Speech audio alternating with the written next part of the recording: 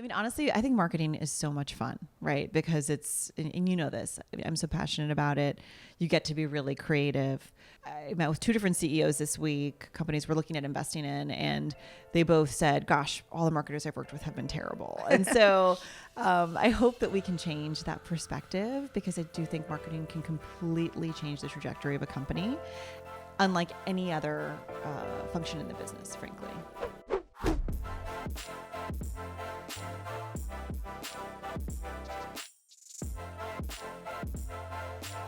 So Viv, thanks for joining us. Thank you so much for having me. It's so great to see you again. Yeah, it's great. So, we should probably let everyone know that we worked together many years ago at Salesforce. We did, and yes. you've done a lot of things since then. So It's been fun. yeah, maybe you can tell us a little bit more about your role, because it's a little bit different. The series is really about CMOs, and you are in a leadership marketing role, but being at a VC, it's really different. So maybe you can explain to people what you do.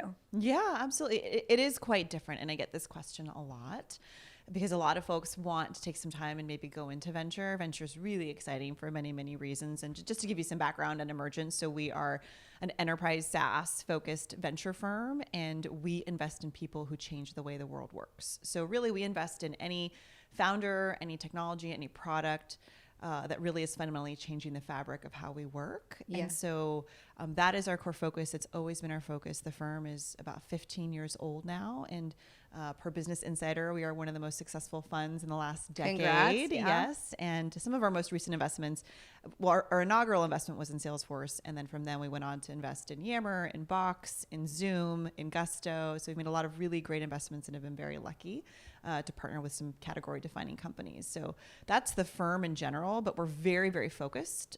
A lot of other funds will invest in biotech, they'll invest in other areas, but that's really what we enjoy doing. And Yeah. so what's been fortunate for me is that my whole background has been enterprise SaaS. So I started working at Salesforce in 2004. So at the time, I think we were just shy of 500 employees. And that was like really early days for marketing in terms of Super product early. marketing, which is where we worked together. Exactly. Yeah. And I think that we were so lucky and fortunate to work with some really brilliant marketers, and we had a lot of exposure to market at the time. Yep.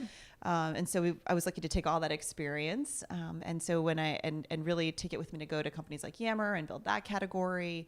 And so what I wanted to do most recently was I really took a step back and asked myself, okay, I've been a CMO now for 8 years.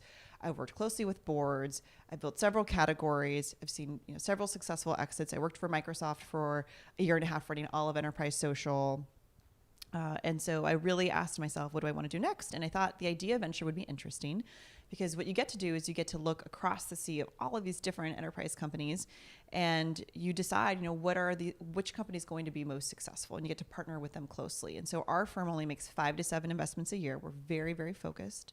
And so I liked the idea of getting to partner with several companies at once versus working with just one. Yeah. Because as you know, as a CMO, that is the one thing that you think about every morning when you get up and every morning when you go to bed, is just, how am I going to take this company to market, or what am I going to do differently? And I like the idea of doing it multiple times over. And I think like as a CMO, like in the companies I've been at, like I've actually had great relationships with the investors, because they are really curious. What are you doing? How are you building the category?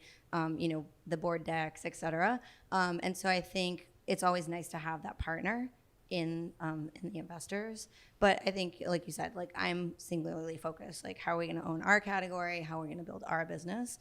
So I think it would be great for you to share with us, like, what do you think are some of the trends that are impacting marketing today? And how is that impacting companies like super early versus like those that have been more mature?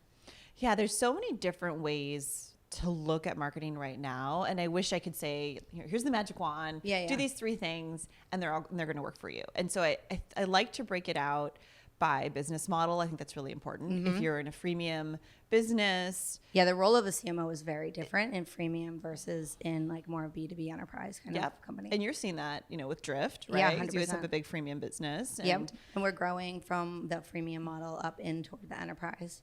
And what you do for Drift is going to be vastly different from what you did at Salesforce, because Totally. Salesforce is a 30-day trial, right? Mm-hmm. And so you have to break it out by each. And so there are different tactics that support each, and that could literally be a 30-minute conversation on its own. But what I like to do at a like a meta level, and I'm sure you're seeing this too, is that People always ask me about digital and the role of digital, and I'd actually love to hear your thoughts on it because this is a hot topic amongst all the CMOs that I work with.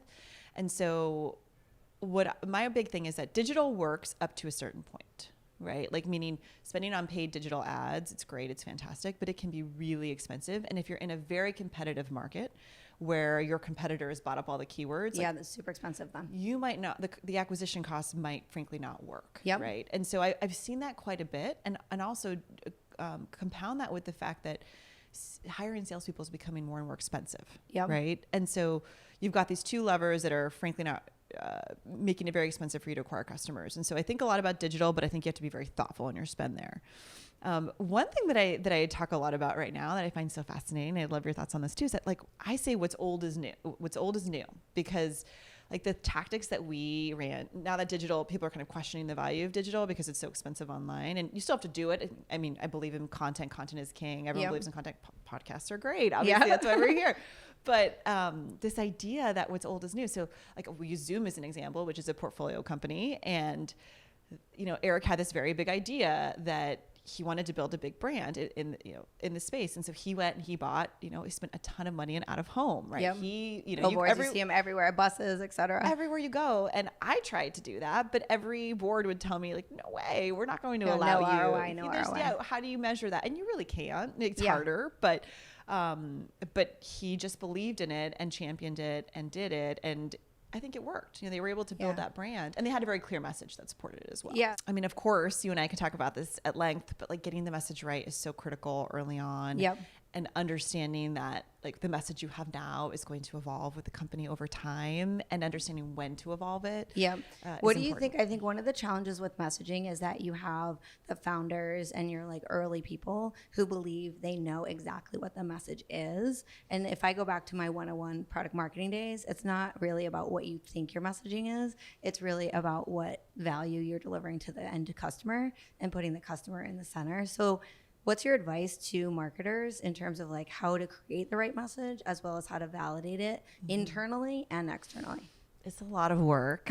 And I think you touched on a very sensitive topic, which is that, the CEO, we talked about like the curse of knowledge. The curse of knowledge is a concept that, and I say this all the time to the CEOs that I work with, right? They have been living, eating, breathing this idea for many, many, many years until it actually came to fruition, until it actually launched. And so in their mind, they believe that everybody knows just as much about their product and technology as they do. And that's never the case. So you always have to repeat a message a minimum of 20 times until people get it. Now, traditionally, at least in the Valley or in tech, most of the founders are product centric, right? So the way they talk about the product works great in one-on-one conversations, but it's not going to work from a sales and marketing perspective. Exactly. Yeah. Right. So I run this exercise. I basically put the whole executive team through a positioning statement exercise, which anybody can run. Yep. But it's been, it's really important, and it's nice that an outsider, but also a friend is coming in to force a really tough conversation. And then we segment the message. We'll say, okay, so we came up with your positioning statement. Now from that, we created your mission and your vision and your values. And so let's determine, and then there's a hierarchy to messaging, right? There's the 100,000 foot view, which is what marketing is going to take to the press and the CEO is going to take on the road. And then there's the 1,000 foot view, which is what sales takes with them, right? Yep. And that includes, the competitive messaging, being really thoughtful about how to deposition. Because one thing but I'm sure every market right now is very, very competitive. For every market, there's 2 or 3 entrants. And so you have to be very thoughtful about your message and get it right early on. Yeah. What about you touched on it before, but category creation. Like some people feel like, okay, I have to spend a lot of time as a CMO creating a category. Other people feel like, oh no, I don't need to do that. Like, what's your perspective on category creation? That is such a great question. It's one I'm deeply passionate about, partially because actually when I left Salesforce, I went to a company called Jive Software for a few years because I believed in the social space, and I eventually went on to Yammer. But Christopher Lochhead was on the board there, and he became a good friend of mine, and actually just recently saw him, and he's written the, sort of definitive book on category creation. He and I talk about this quite a bit. And we work with him as well. He's not so necessarily great. Doing our marketing, but he's been a part of our hyper growth event series and things like that. He's just so wonderful. And he's right in that there could be nothing more important in creating a category. And the reason for that is because let's say you have the best product. And I worked with some of our portfolio companies that have been in this situation where truly they have the best product in the market, but they don't feel like they need to create the category or build the messaging because it is by default the best product. Yep. At the end of the day, people only believe what you tell them, right? So if your competitor has an inferior product, but yet they decide that they're going to create the category and build the brand. And if you go to, company A, let's say there's company A and company B, and company A has the better product and company B has the better marketing, you're gonna go to the two websites and you're probably gonna want to talk more to company B because they just look different and they sound different. Yep. And it seems more interesting, and their depositioning points for you are much stronger, right? And nobody has time to research anymore. Yeah. So, I think like in the past 5 years, this is the biggest thing that I've seen as a change is like in our early days of Salesforce, it was like really focused on the features and people were evaluating products on the features. And now it's so much up in the brand.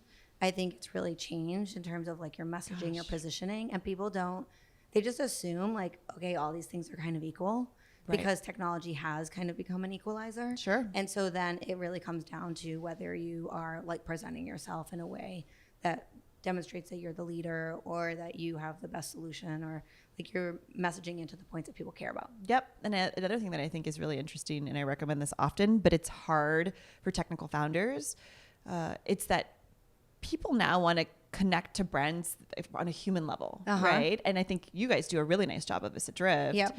But if you're deciding between two technologies, you really want to connect with the one, use the product that you think, gosh, this resonates with me. And so it's not just about features and functions anymore. It's about like, how do I build this community and how do I get people really excited about my product on a different level than just features and functions? Yeah, it's interesting you bring that up because it's a conversation I've been having with Dave Cancel, our CEO, which is a lot of people talk about like, are there different marketing tactics for B2C versus B2B? And we've seen like, in the past 5 years, like a lot of blending of that and B2B to C, B2C to B, like whatever, like all the terminologies.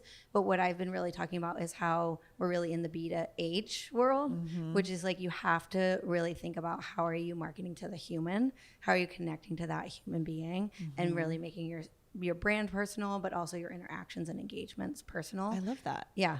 I'm going to use that. I'm going to steal that. The B2H. Go. We need the B2H. to grow. I like that a lot. Yeah. We should write a blog post on that. That's great.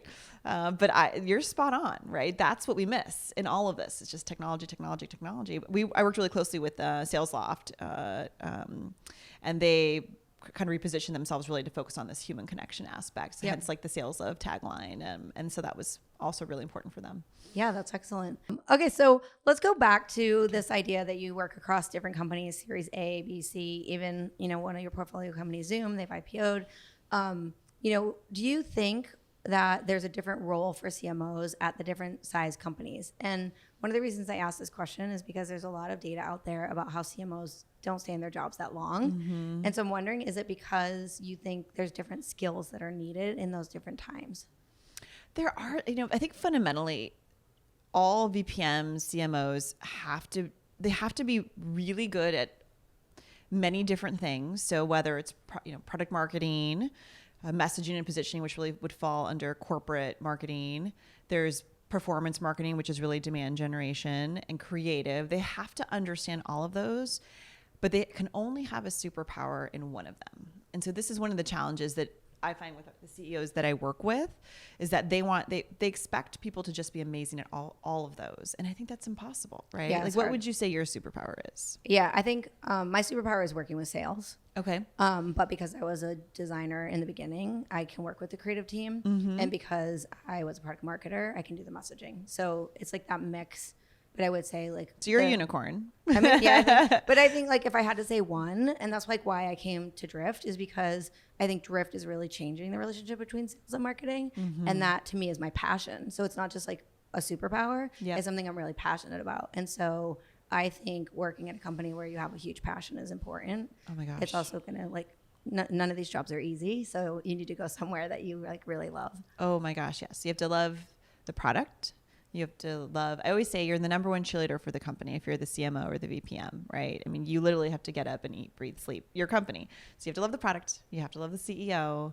You have to love every facet of the business, and you hopefully have a good relationship with your head of sales, right? Yeah. But just to get back to your original question, Yep. I think there's a broad range of skills you have to be good at. Round yourself out, hire really good people to support you that are like really deep in that specific area. Yep. Hire the best field marketer, if events are important for you. Hire the best demand gen person you can. Hire the best creative person you can, assuming, your company starts to grow. But what I found early on, when we tend to invest at the Series A, which is, I always say 10 engineers and a dog. It's really early, and they might have a go-to-market person, they might have one salesperson, or they might have one marketer, and the marketer tends to be either a product marketer or a demand gen person.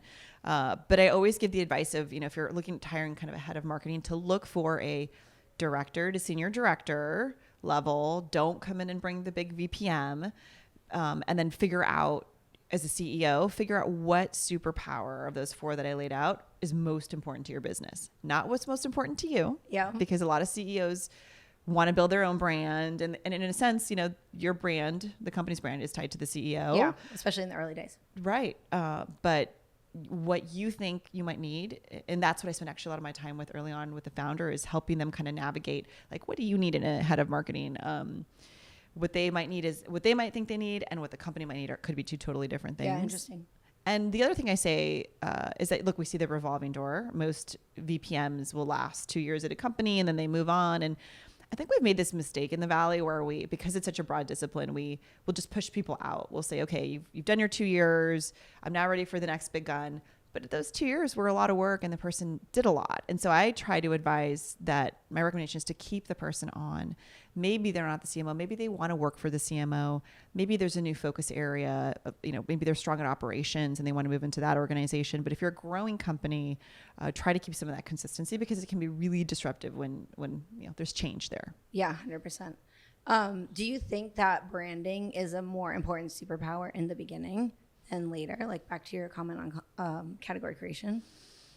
I think it's important. So really early days at the A, you're already thinking about your next round of funding and how do you get to the B. And so there are some companies that have this magical halo around them, maybe because their early investors are really very prestigious, or maybe the company just has built an early brand, right? Where everybody's kind of looking at it and saying, gee, I really want to invest in that company. So maybe the next round isn't as critical for them, and they can just focus on brand and they don't have to focus on the metrics as much. Uh-huh. But once you get to your B, you have to have a certain amount of revenue to make that raise easy, frankly. Yep. And so while you want to focus on brand, you still have to actually have a strong sales and marketing team to get your ARR to a certain point. Yep. Otherwise, you'll end up taking more dilution and it won't be as favorable for you. Interesting. Yeah, that's a great perspective to have. So what do you recommend for marketers that are looking to sort of, how do they pick the right company? How do they know they're the right fit? Especially like if maybe they're going to get pushed out in 2 years at a senior level, what are the criteria that you think people should look at and or work on to create their right resume?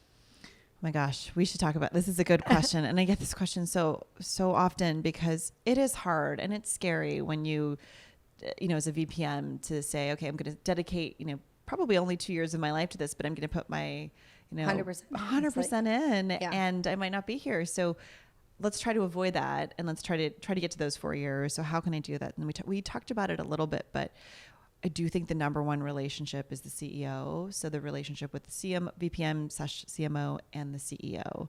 So it's one thing to go through an interview process, but go to dinner with them and ask yourself, can you finish this person's sentence? Do you think you can get to that point where there's that certain level of trust? And I always reference back to when I worked with David Sachs at Yammer, and I felt like he was a very strong product leader. We had very different skill sets, and I was a very strong marketing leader. And he didn't really understand my world. He told me when I interviewed with him, he said, I'm told I need to hire you, but I really don't know why. My product sells itself. He came from PayPal, and he took that and he applied it to enterprise. And in fairness, they had all this user growth, but from an ARR perspective, they actually weren't doing great. And I said, well, look, your numbers actually aren't that great. And so we got into this whole debate about it, and we just ended up having this really great relationship, and we could finish each other's sentences, and there was a lot of trust there. And so I think if you really have to ask yourself, can I trust this person? And so that relationship is really important. the product, do you love it? Do you get up every day and say, gosh, I want to go to war for this product? Because you do have to go to war in many ways, right? You have to beat the competition. You have to build community. You have to rally everybody that works for you. And that's a lot of work. Yep. And it should be fun. It shouldn't really feel like work. It should feel fun. Yeah. Well, but if you don't care about it, then it's not, right? Right. There's a lot of great companies. And I know myself, I've been recruited to like IT security firms, and it's like just not my passion area. Sure. And I'm like, it's interesting. You guys are growing like a weed, but I just can't come here. I'm never going to be that passionate about it. Right. I'm not going to get up and, wear t-shirts with IT security. I mean, kudos to whoever takes that job. They're like probably really passionate about that space. So you talk to the next one, which is, the category itself. Are you excited to build that category and own it? Yep. Some people prefer building new categories, and some marketers prefer working in established categories. So kind of figure that out too. I liked building new categories. And traction is another one that I found is really interesting. The marketing candidate can get so excited about the CEO and the product, and then they don't dig into the numbers. Mm-hmm. So dig into the numbers and make sure that like the company is actually growing, as well as the CEO says that it is. Yeah. Interesting. So those are all really important factors to think about. So what do you think, like, I'm a young marketer and I want to be a CMO or a VPM in the future. Maybe you could talk about like, what do you see as the difference between a VP of marketing in a company versus a CMO, as well as like, what is it that people should think about as they're sort of growing their career? So many different things. Honestly, my perspective is that titles don't matter, right? If you are so incredibly excited about the opportunity, just get on the rocket ship. I think it was Sheryl Sandberg that said that. So just do it. It doesn't matter, VPM or CMO, it's frankly the same job, right? And what's nice about being the VPM is that you can get promoted into being the CMO, and your probability of being pushed out, frankly, decreases. And if you're the CMO, I think all eyes are on you. And most people don't know how to measure that role. And so while you might believe that you're doing an amazing job, and some people might not think that, frankly, because again, there's no measurement of success. Right. Interesting. So let's say that I'm a young marketer and I want to grow to be at this like senior level in a company. Like, what's your advice on where to focus? What are the key skills, especially with the way that marketing is changing? Like, what do you think people should look to add into their portfolio? Well, they're all important skills to learn. So I would say early on, you'll want to spend 1 to 2 years in each of the disciplines, because it just makes you a better marketer. It's pretty hard to be a demand gen marketer only and then become a CMO. You might actually end up in a consumer company because the growth role is so much more critical there than it is in B2B.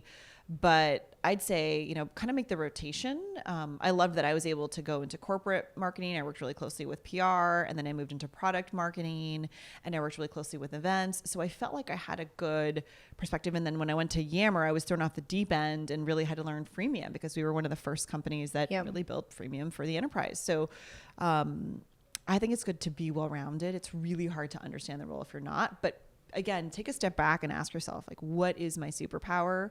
And then eventually like master that. It's product marketing. It was product marketing for me. So go, kind of build yourself through that. And I found that most CMOs either come from product marketing or come from growth, right? Demand gen.